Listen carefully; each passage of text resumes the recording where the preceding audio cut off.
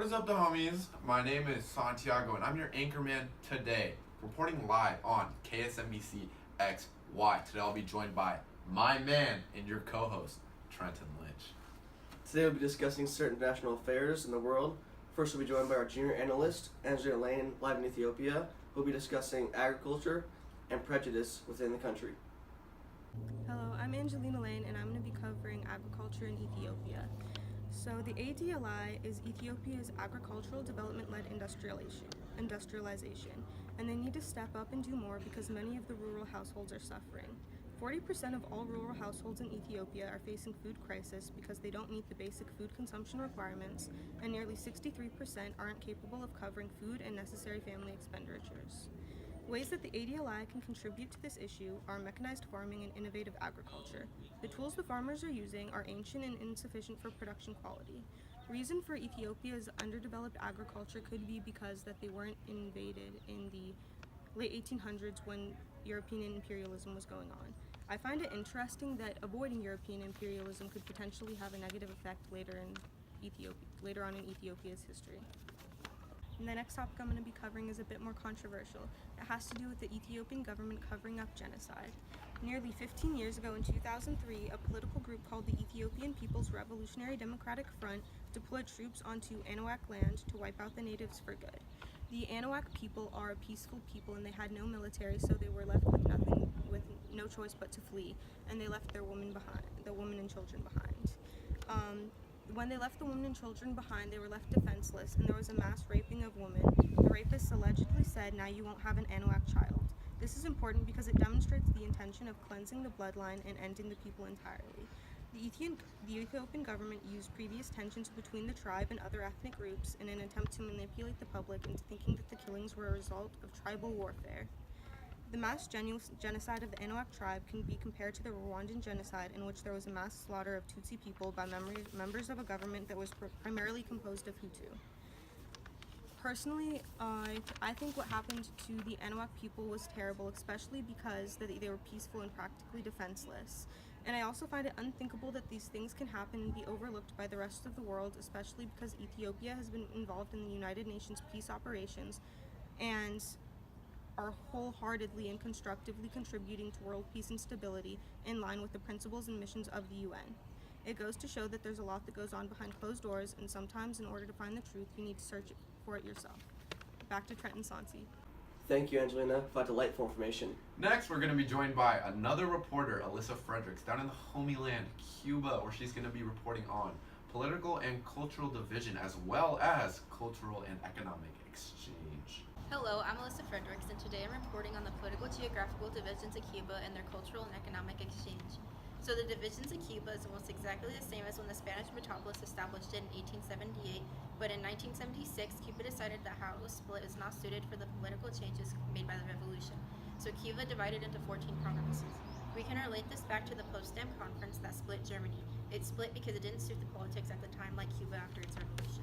After the Cuban Missile Crisis, it became increasingly harder for Cubans to get into the U.S., but as it states in the article U.S.-Cuba Cultural Exchange, since 2009, a number of Cuban entertainers, writers, and athletes have been able to get their visas. This will help the lack of Cuban culture in the United States. This can relate to the Israel and Palestine conflict because Israel and Palestine are close together geographically and they are constantly fighting. The U.S. and Cuba are not in conflict at the moment, but the blockade on Cuba is still intact today, so we don't exactly have the best relationship with them. And it seems like we are becoming progressively closer to Cuba as time passes, unlike Israel and Palestine. If the U.S. and Cuba mend relations, it will benefit everyone economically and culturally. Wow. Thanks, Alyssa, for that A1 information down in Cuba.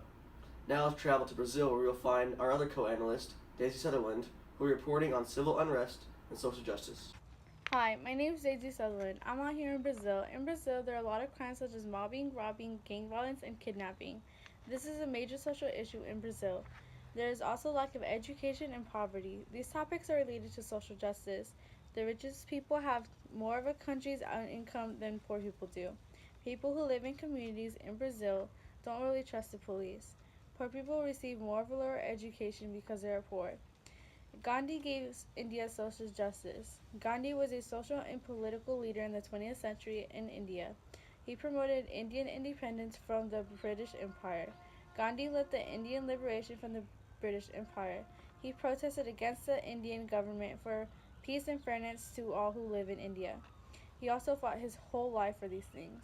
Gandhi fought against the corrupt governments of society to pursue justice. In Brazil, they have a lot of protests, and by protests, that leads to civil unrest.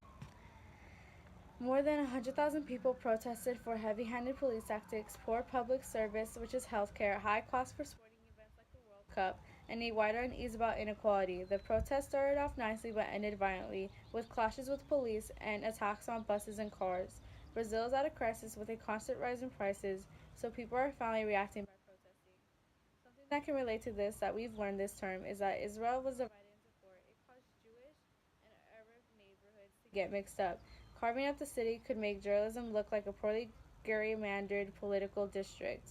There was also police injured in clashes where a car was burned, windows of banks, government buildings were smashed, and people graffitied on walls proclaiming revolution, hate police, along with other words. Whoa, Trent, you startled me there. Where were you? I was in Italy.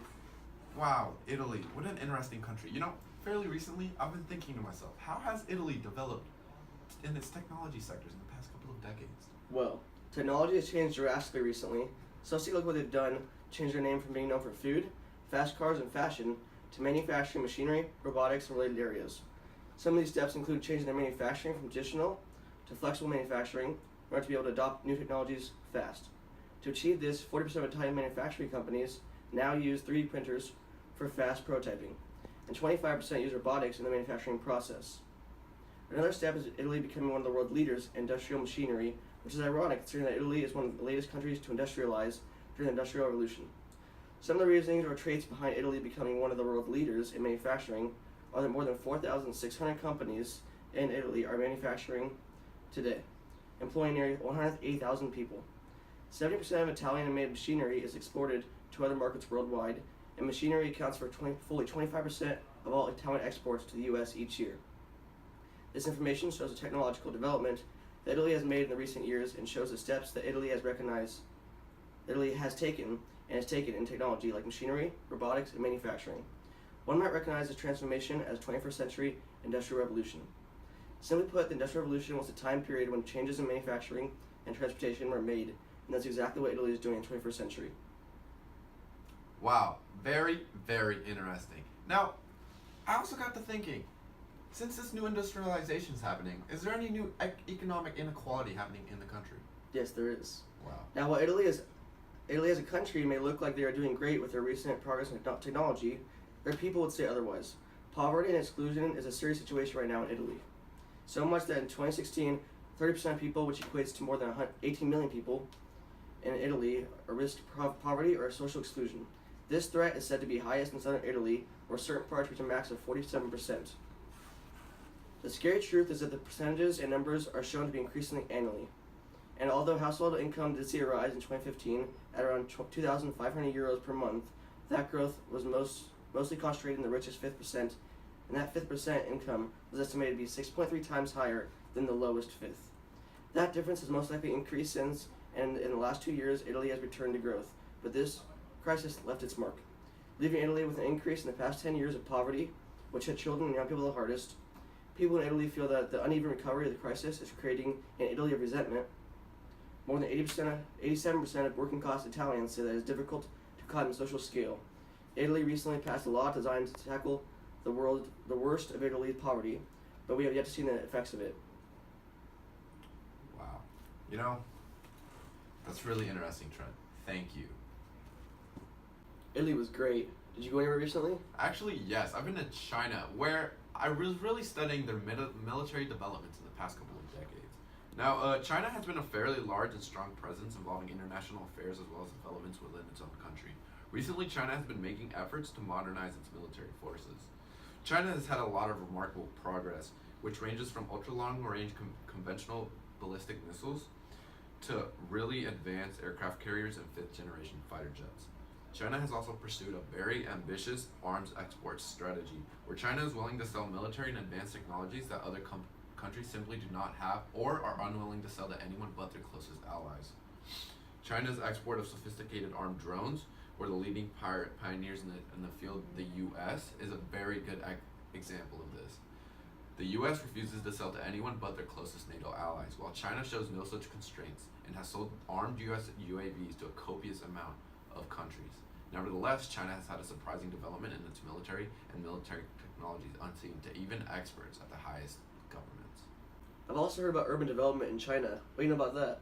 Oh yeah, I heard that fairly recently China has been more focused than anything to take on urban development and urbanization. At this point, urbanization in the country is not that much a choice, rather it is more unavoidable, but also appears to be fairly desirable for China's more rural population. This new issue of rapid urbanization made China implement a new plans for urban development to help this not get out of hand. One of China's solutions, which has been announced last year in April, is a new city around 60 miles from Beijing, which sits inside the Yangjingji urban megaregion. This new city is planned to be 3 times the size of New York, and will incorporate universities and institutions and residents from the capital. This new city will hopefully, in the eyes of the government, help alleviate pressure from on housing and public services in the bigger cities like Beijing and Shanghai. Planners are also hoping these new cities will help redistribute the wealth and give more chances to rural immigrants who, although are getting more opportunities and have a better life than in the past, will have further chances to be a successful member of China's urban population.